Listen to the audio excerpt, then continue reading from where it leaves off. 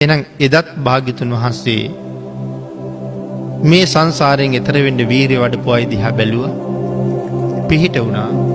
අදත් බුදුරජාණන් වහන්සේ යම් කෙනෙක් එහෙම වීරිය වඩන්න පටන් ගන්නවා නම් අදත් භාග්‍යතුන් වහන්සේ බලනවා. අදත් භාග්‍යතුන් වහන්සේ පිහිට වෙනවා.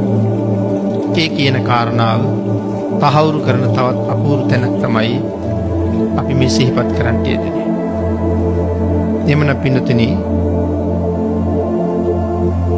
අතීතයේ මේ කාරණාව ගැන හිතලා අප්‍රමාණ වීරිය වඩපු උතුමන් වහන්සේලා කොයි තරම් ශ්‍රද්ධාවෙන් බුදුරජාණන් වහන්සේ වෙනුවෙන් කටයුතු කරලා තියෙනවා.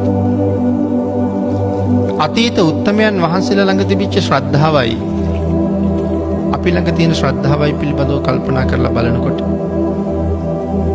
අතීත උතුමන් ළඟ අපි කවුද කියන කාරණාව අපිට හැඟෙනවා.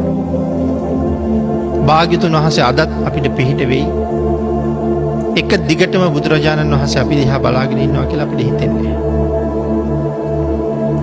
මේ සංසාරයෙන් අපිව එතර කරන්න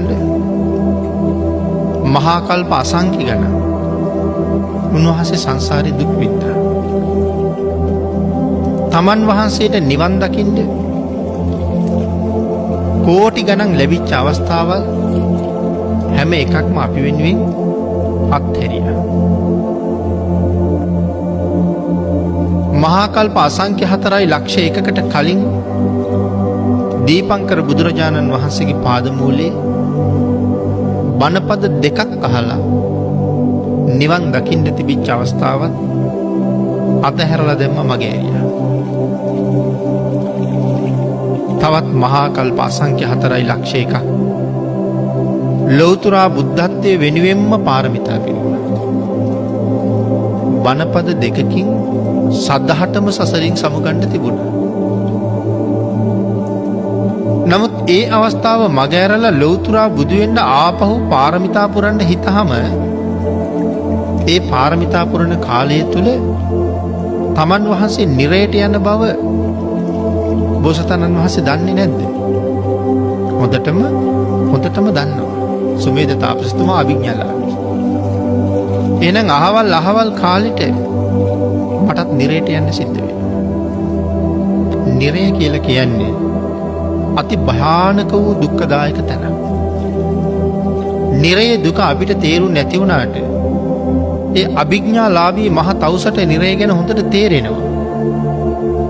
නමුත් තමන් නිරයට යන බව දැනත් රහත් වෙන්නේ නැතුව මේ සංසාරයට වහින්නේ මොන තරම්නම් කරුණාවක් මොන තරම්නම් අනුකම්පාවක් අපි පිළිබඳව ඇති නිසාද?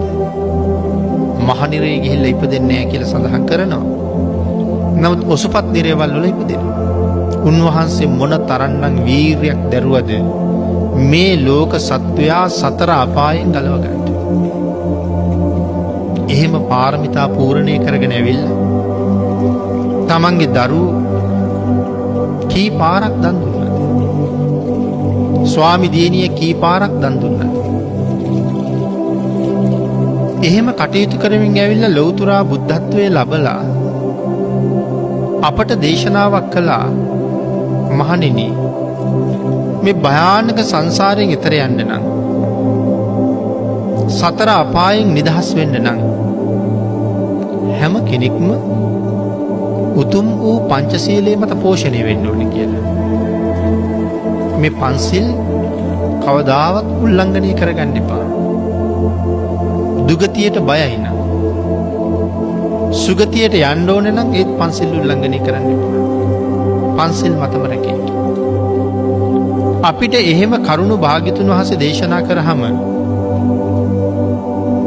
අපිට තාමත් පන්සිල් මත පෝෂණය වෙන්න සමහර වෙලාවට බැරි වුණා. සිල් ආරක්ෂා කරනවා කියලා හිතාගෙන හිටියට යම් කාරණාවකට එළඹුණාට පස්සේ සමහර වෙලාවට ඒ සිල් උල්ලංඝනය කරන්න වෙනවා. සීලය උල්ලංඝනය කරලා හරි ඒ දේ අත්පත් කරගන්න හරි ඒකෙන් බේරෙන්න හරි අපි කටයුතු කරනවා. ඒ කියන්නේ භාග්‍යතුන් වහන්සේට තාම අපි කීකරු මදි කියන එකයි. නමුත් අතීත ශ්‍රාවකයන් වහන්සේලා දිවි හිමියෙන් බුද්ධ වචනයට ගරු කළා. භාග්‍යතුන් වහන්සේ දැන් මේ මොහොතේ අපි දිහා බලාගෙන ඉන්නවා කියලා හිතුවා. ආන් ඒක හින්දා පව් කරන්න හරියට බය වුණා. බුදුරජාණන් වහන්සේ අපි දිහා බලාගෙන ඉන්නකොට කොහොමද මම මේ පාප කර්මය කරන්නේ? උන්වහන්සේ මෙච්චර සංසාරේ දුක් විඳේ මම සසරින් එතර කරවන්න නම් එයින් ප්‍රයෝජන නොගෙන උන්වහන්සේගේ මුහුණට පෙනිපෙනීම මං කොහොමද උන්වහන්සේට එරෙහි වෙන්නේ? ආන් එහෙම හිතලා අතීතයේ පව් කරන එකෙන් වැළකුණා.